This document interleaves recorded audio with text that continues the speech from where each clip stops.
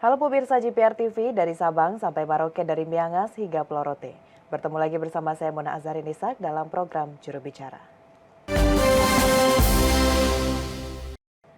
Pemirsa, pelaksanaan presidensi G20 yang dilaksanakan di Indonesia tahun ini mendapatkan pujian dari berbagai delegasi G20 dan juga negara-negara lainnya. Indonesia dikatakan sukses menyelenggarakan event bertaraf internasional ini dan tentunya memberikan kontribusi terhadap dunia.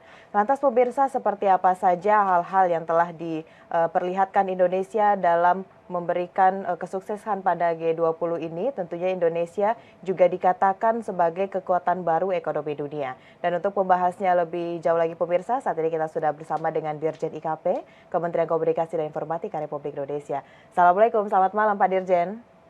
Waalaikumsalam, selamat malam Mona. Sehat ya Pak? Alhamdulillah sehat setelah mengurus G20 di Bali kemarin. Baik, ini Pak Dirjen, kita akan dengarkan nih Pak cerita dari Pak Dirjen selama beberapa hari di Bali mengikuti kegiatan presidensi G20. Pak Dirjen, tentunya ini banyak yang mengatakan bahwa Indonesia dikatakan sukses dalam penyelenggaraan presidensi G20. Sebelum kita membahas mengenai KTT G20, tonggak kontribusi Indonesia untuk dunia, mungkin Pak Dirjen di awal bisa disampaikan bagaimana Pak kemarin pada pelaksanaan presidensi G20 atau puncak KTT di Bali, Pak Dirjen. Apakah benar Indonesia ini bisa membuat delegasi lain takjub dengan penyelenggaraan yang telah kita laksanakan, Pak? Iya, betul sekali Mona. Jadi penyelenggaraan KTT G20 di Bali 15 dan 16 November kemarin yang menuai pujian dari berbagai negara, dari banyak kepala negara. Inggris misalnya, Perdana Menteri Inggris di depan parlemen menyampaikan pujian itu, kemudian juga negara-negara lain, media-media asing juga banyak menulis laporan yang isinya mengapresiasi dan memuji kesuksesan penyelenggaraan G20, KTT G20 di Bali kemarin. Antara lain indikatornya adalah suksesnya kita menelurkan Bali Leaders Declaration di tengah situasi geopolitik yang tidak sedang baik-baik saja begitu.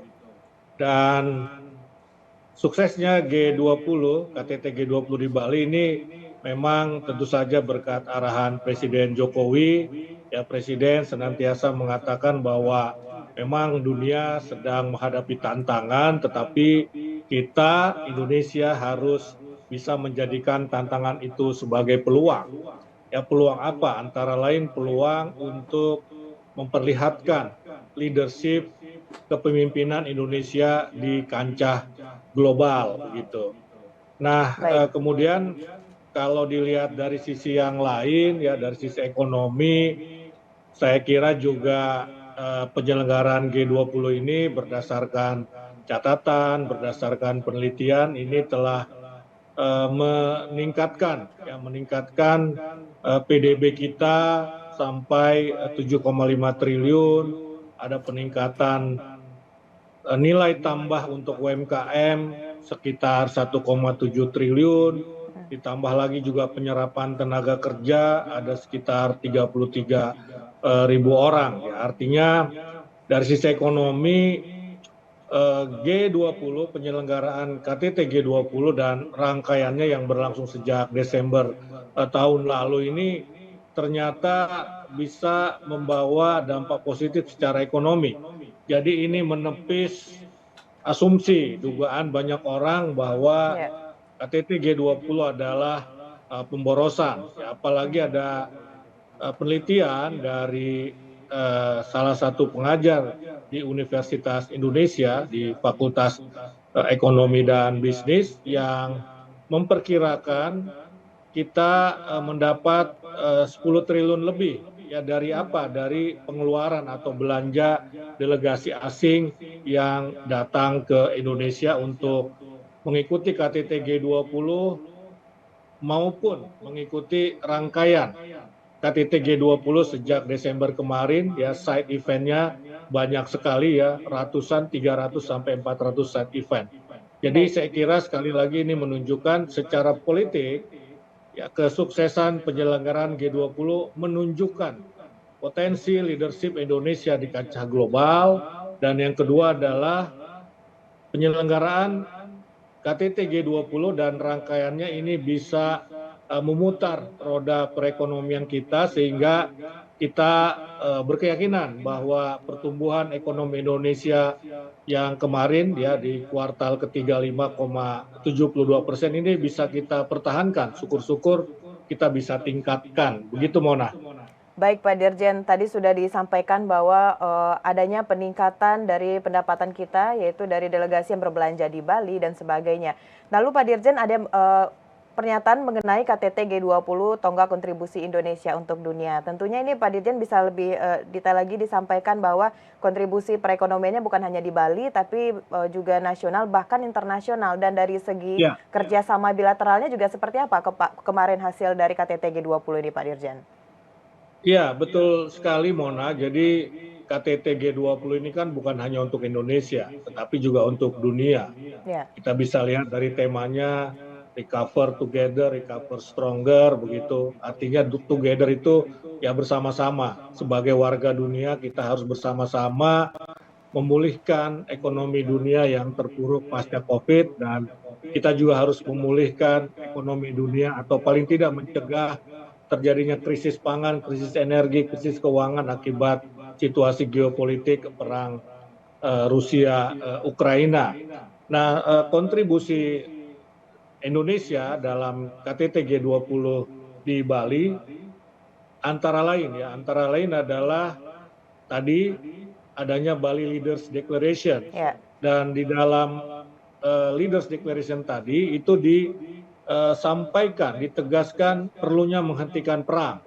Ya, karena perang itu membawa dampak ekonomi yang sangat besar. Artinya Pak, kalau ini dilaksanakan, dijalankan dan menjadi sebuah langkah nyata, perang berhenti, maka ini kan ekonomi dunia tidak terlalu terpuruk ke dalam krisis. Kalaupun telah terjadi krisis ini bisa segera kita pulihkan. Nah, itu salah satu kontribusi kita untuk dunia. Dan yang kedua, yang tadi Mona sampaikan, ada pertemuan-pertemuan bilateral yang terjadi di antara sejumlah negara. Ya, dan Indonesia ini mendapat ya banyak permintaan untuk pertemuan bilateral, dan dalam pertemuan bilateral itu ada kesepakatan yang sifatnya ekonomi. Misalnya ya Amerika, ya Presiden Joe Biden dalam pertemuan bilateral dengan Presiden Jokowi ini menjanjikan akan menggelontorkan 20 miliar dolar ya untuk transisi energi di Indonesia misalnya, begitu ya. Belum kesepakatan lainnya dengan negara-negara lainnya. Nah, ini saja sudah menunjukkan bahwa ekonomi dunia ini bisa pulih ya melalui pertemuan-pertemuan bilateral yang diadakan di KTT G20 di Bali kemarin, Mona. Baik Pak Dirjen, tentunya dengan hal yang telah Pak Dirjen sampaikan tadi, ini merupakan salah satu peluang atau celah juga buat Indonesia lebih sukses dalam hal pembangunan dan sebagainya akibat dari adanya pertemuan bilateral dan juga presidensi G20 ini. Namun Pak Dirjen, yang sangat penting juga adalah saat ini Presiden Republik Indonesia Bapak Joko Widodo juga terus menyuarakan berbagai pihak untuk meningkatkan investasi. Dan setelah ini Pak Dirjen, kita akan bahas mengenai pertumbuhan investasi di Indonesia. Namun kita akan jeda pariwara sejenak, pemirsa tetap di program Juru Bicara.